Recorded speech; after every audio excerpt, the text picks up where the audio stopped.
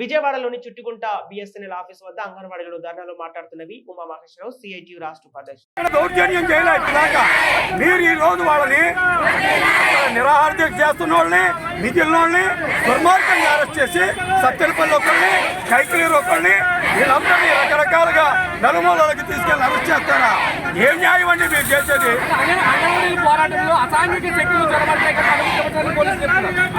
ఇది పచ్చి అబద్ధం. ఈరోజు ప్రభుత్వం ఏంటంటే తను కేస్ సేవింగ్ కోసం చెప్తున్న మాట. ఒక్క ఘటన జరిగిందండి, ఒక్క ఘటన జరిగిందా ఇప్పుడు దాకా?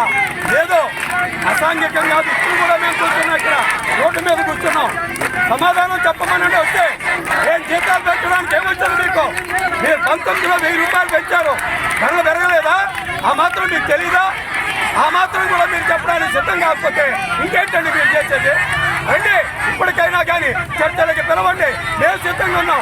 అసాంఘిక శక్తులు కాదు, మేము బాధ్యత కలిగినటువంటి యూనియన్గా మేము అడుగుతున్నాం. చర్చలకి పిలవండి, సమస్యలు పరిష్కరించండి. లేదా రేపు రాబోయే ఎన్నికల్లో మేము చెప్తున్నాం, తగిన మూల్యాన్ని మీ ప్రభుత్వం చెల్లించాల్సిన పరిస్థితి వస్తుంది అని చెప్పి హెచ్చరిస్తున్నాం. ఎస్మా ఏమీ లేదు, ఈరోజు తాళాలు బాగా కొట్టారు, ఏం చేశారు? ఎస్మా ప్రవేశపెట్టారు, ఏం చేశారు? శాంతియుతంగా ఇప్పటికీ కూడా వేల మంది, లక్షల మంది రంగంలోకి వచ్చి నిలబడ్డారు. ఈ రోజు కూడా 1,000 సంతకాలు మీకు ఇద్దామని ప్రశాంతంగా వచ్చాం. అనుమతిస్తే అవి మీకు ఇచ్చేవాళ్ళం, సమస్యలు పరిష్కరించాం.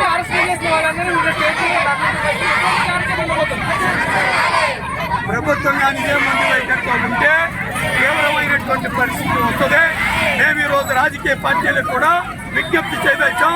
అయ్యా, ఈరోజు ఇప్పటి వరకు ట్రేడ్ యూనియన్ల సమస్యగా ఉంది, ఈ రాజకీయ సమస్యగా ఆయన మారుస్తున్నారు. కాబట్టి మీరు కూడా రంగంలోకి రండి. అవసరమైతే రాష్ట్ర బంధు కూడా ఈ ప్రభుత్వానికి వ్యతిరేకంగా కలిసి రండి అని చెప్పి వారికి కూడా మేము విజ్ఞప్తి చేయదలిచాం.